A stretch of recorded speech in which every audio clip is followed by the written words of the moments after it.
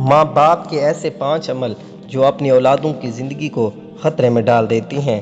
حضرت علی المرتضیٰ رضی اللہ تعالیٰ عنہ نے فرمایا، حضرت علی المرتضیٰ رضی اللہ تعالیٰ عنہ سے ایک بوڑھی عورت نے پوچھا، کیا میرے عمل بھی میری اولاد کو نقصان پہنچا سکتی ہیں؟ حضرت علی المرتضیٰ رضی اللہ تعالیٰ عنہ نے فرمایا، ایسے 5 عمل جو تمہارے بچوں کو موت تک لے جا سکتی ہیں، اور وہ 5 عمل یہ ہیں۔ بسم اللہ الرحمن الرحیم۔ حدیث المسلم میں یہ روایت مرکوز ہے۔ حضرت محمد صلی اللہ علیہ وآلہ وسلم نے فرمایا، اگر میں ماں باپ کو اس دنیا میں پاتا تو میں نماز عشاء کے فرض پڑھ رہا ہوتا تو کسی ایک کی آواز سن لیتا تو میں نماز چھوڑ کر انہیں لبیک کہتا۔ ایک مرتبہ حضرت علی المرتضیٰ رضی اللہ تعالیٰ عنہ اپنے حجر مبارک میں تشریف فرما تھے۔ ایک بوڑھی عورت نے آ کر عرض کی، اے امیر المؤمنین، میری 2 ہی اولادیں ہیں، ایک بیٹا ایک بیٹی، وہ دونوں ہی نافرمان ہیں، وہ اکثر اوقات بیمار بھی رہتے ہیں، اور میری بیٹی کا رشتہ لینے کے لیے کوئی تیار نہیں، نہ ہی کوئی میرے بیٹے کو رشتہ دینے کے لیے تیار ہے۔ میں ایسے کون سے عمل کروں جس سے ان کی زندگی میں نفع و مال و رزق میں برکت آ جائے، اور میری نافرمانی بھی نہ کریں، اور میری اولاد کا رشتہ بھی ہو جائے، وہ صحت مند بھی ہو جائیں، اور میری نافرمانی بھی چھوڑ دیں، کیونکہ میرا بیٹا اور بیٹی دونوں نافرمان ہیں، میری نافرمانی کرتے ہیں، میں جو کچھ کہتی ہوں میرا کہا نہیں مانتے، میرا بیٹا شراب اور دیگر گناہ بھی کرتا ہے، اور میری بیٹی بھی میرا کہا نہیں مانتی، وہ دونوں دین اسلام سے مطابقت نہیں رکھتے۔ اے امیر المؤمنین حضرت علی المرتضیٰ رضی اللہ تعالیٰ عنہ، مجھے کوئی ایسا عمل بتائیں جس سے میرا بیٹا اور بیٹی دونوں راہ راست پر آ جائیں اور دین اسلام سے محبت کرنے لگ جائیں، وہ میری نافرمانی بھی نہ کریں، ان کے رشتے بھی ہو جائیں، وہ دونوں تندرست بھی رہنے لگیں۔ تو حضرت علی المرتضیٰ رضی اللہ تعالیٰ عنہ نے فرمایا، ماں باپ کے ایسے 5 عمل جن کی سزا اولاد کو بھی ملتی ہے، وہ 5 عمل ایسے ہیں جس سے اولاد کا تعلق جڑ جاتا ہے۔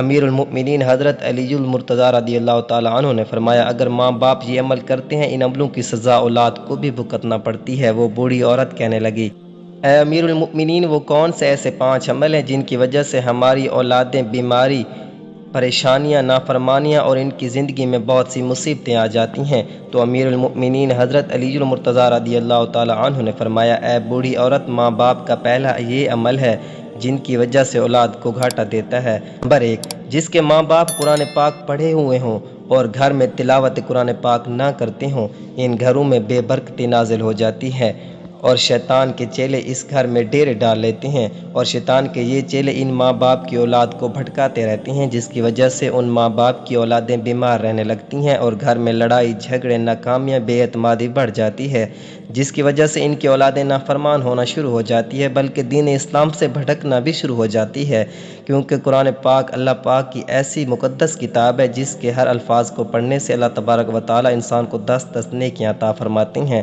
اور ہر 10 نیکیوں کے بدلے میں انسان کا مرتبہ اور رتبہ بلند کر دیا جاتا ہے، اور ہر نیکی کے بدلے میں اس گھر میں برکتیں، رحمتیں نازل فرماتا ہے، جن کی وجہ سے اس ماں باپ کی اولادوں پر اثر پڑتا ہے، اور ان کی اولادوں پر بیماریاں اور مصیبتیں ختم ہو جاتی ہیں، اور وہ باحیا دین اسلام پر قائم رہتی ہیں، اور اللہ تبارک و تعالیٰ ان کی اولادوں کی قسمت اپنے ایک فرشتے کے ذمہ لگا دیتا ہے، وہ فرشتہ ان شیاطین کے چیلوں کو بھگا دیتا ہے، اور ان کے گھر میں برکتیں اور رحمتیں اللہ تبارک و تعالیٰ کے فضل و کرم سے برستی رہتی ہیں۔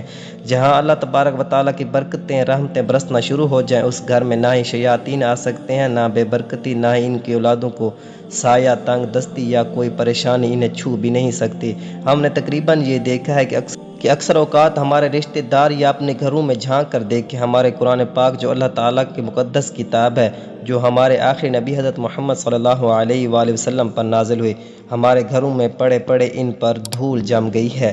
ہم قرآن پاک کی تلاوت کم و بیش کرتے ہیں، حالانکہ ہمیں روزانہ قرآن پاک کی تلاوت کرنی چاہیے تاکہ ہمارے گھروں میں برکتیں اور رحمتیں اللہ تبارک و تعالیٰ کی عطا ہوتی رہیں۔ جو ماں باپ قرآن پاک پڑھ کر بھی نہیں پڑھتے، ان کی اولادیں بے حیا، بے شرم، تنگ دست ہو جاتی ہیں، لہٰذا ہر ماں باپ کو چاہیے قرآن پاک کی تلاوت کرتا رہا کریں۔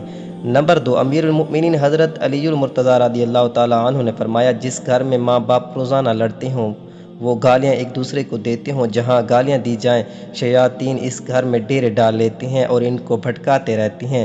آپ خود سوچ کر دیکھیے، اگر اللہ کے فرشتے نہ آئیں تو وہ گھر تو جہنم کہلائے گا۔ اللہ کے فرشتے تو صرف یہودیوں اور مشرکوں کے گھر میں نہیں آیا کرتے، کیونکہ حضور اقدس صلی اللہ علیہ وآلہ وسلم کا فرمان مبارک ہے، ایک دوسرے کو گالیاں دینا دین اسلام میں حرام ہے، کیونکہ ماں باپ کو دیکھ کر ہی اولاد جوان ہوتی ہے۔ جیسا طرز عمل ماں باپ کا ہوگا ویسا ہی اولاد اختیار کرے گی۔ اولاد نے تو یہی دیکھا ہے کہ میرے ماں باپ ایک دوسرے کو گالیاں دیتے ہیں، لڑتے جھگڑتے ہیں، اب اولاد سے ماں باپ کیا امید کرے کہ میری اولاد فرما بردار ہو؟ ایسا نہیں ہو سکتا۔ اس لیے حضرت علی المرتضیٰ رضی اللہ تعالیٰ عنہ نے فرمایا کہ ماں باپ کو چاہیے دین اسلام میں جو بولنے کے طریقے بتائے گئے ہیں وہی اختیار کریں، تاکہ ان کی اولادیں وہ سن کر ان پر اثر نہ کریں، اور اس طرح آپ کی اولادیں نافرمان اور بے حیا نہیں ہو سکتی، اور دیگر مصیبتوں سے بھی آپ کی اولاد بچی رہے گی، بلکہ اپنے گھروں میں حدیث پاک کی باتیں کیا کریں، حضور اقدس صلی اللہ علیہ وآلہ وسلم کا فرمان مبارک سنایا کریں، اپنی بیٹیوں کو حضرت فاطمہ الزہرا رضی اللہ تعالی عنہا یا حضرت اماں عائشہ رضی اللہ تعالی عنہا کی باتیں بتایا کریں، بلکہ با پردہ اور پاکیزہ قصے بھی سنایا کریں، تاکہ ہماری بیٹیاں باحیا اور فرمانبردار ہوں۔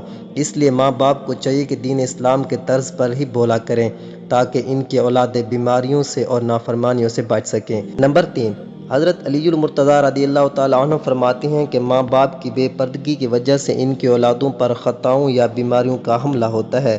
حدیث صحیح بخاری میں ابو ہریرہ سے روایت ہے، حضور اقدس صلی اللہ علیہ وآلہ وسلم نے فرمایا، جو پردہ دار عورت ہوگی اس پر جنت واجب ہے، جو بے پردہ عورت ہوگی اس پر جہنم واجب ہے۔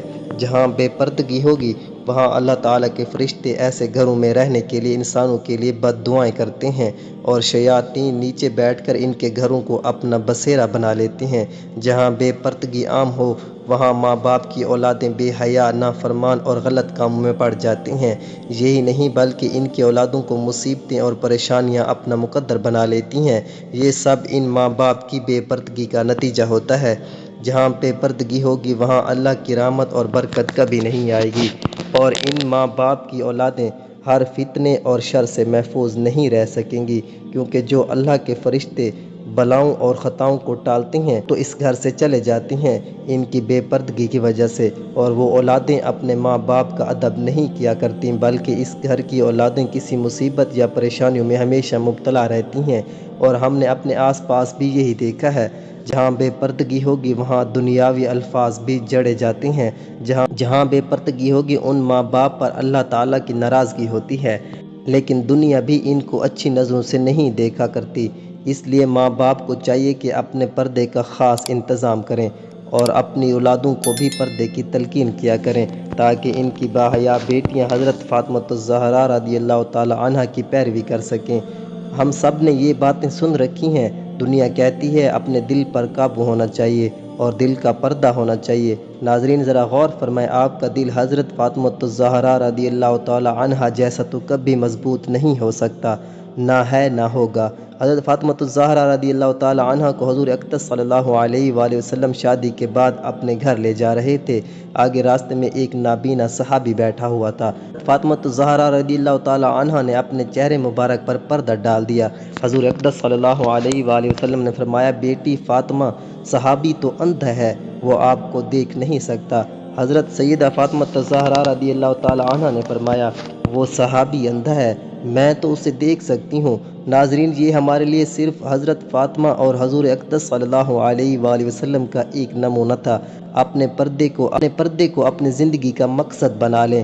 آپ کو نہیں معلوم یہ مشرکوں اور یہودیوں کی چال ہے، ہمارے پاک دامن بیٹیوں اور بہنوں کو ورغلا رہے ہیں تاکہ وہ پردہ نہ کریں۔ یہ ہماری ثقافت اور دین اسلام کے خلاف ہے۔ پردہ عورت کا زیور ہے، اور عورت زیور کے بنا اچھی نہیں نظر آتی۔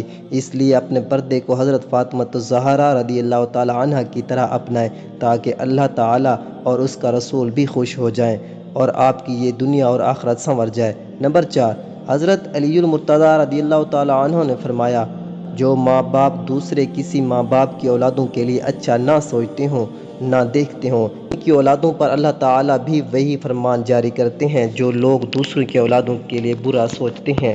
اللہ تبارک و تعالیٰ ان کی اولادوں کے لیے برا کرتا ہے، کیونکہ اللہ وحدہ لا شریک ہے، اس کی بے پناہ قدرت ہے۔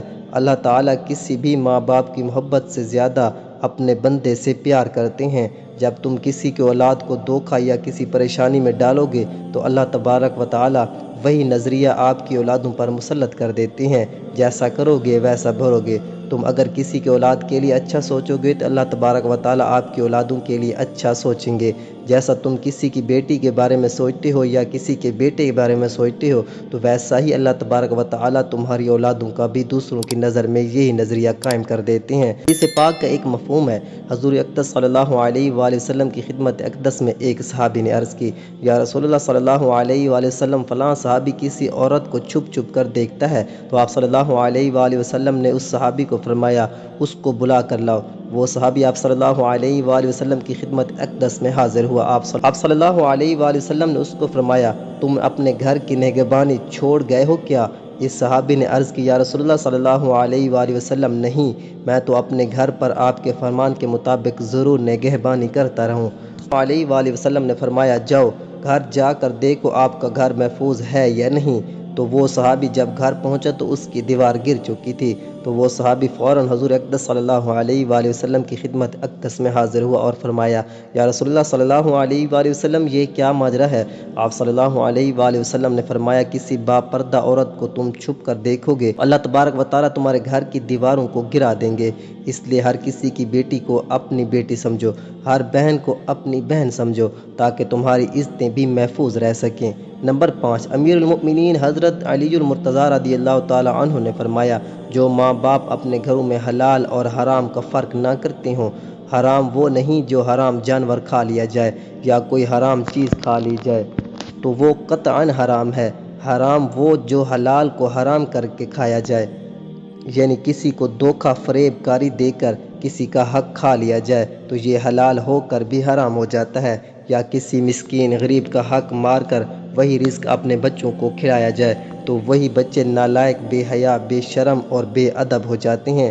بعض احباب ایسا ہی کرتے ہیں کہ میں نے فلاں مال یا رزق اتنے کا خریدا تھا اور قسم اٹھا لیتے ہیں، وہ مال تو بک جاتا ہے لیکن اس میں برکت نہیں رہتی۔ برکت اسے کہتے ہیں جس رزق میں اللہ تعالیٰ کی رضا شامل ہو۔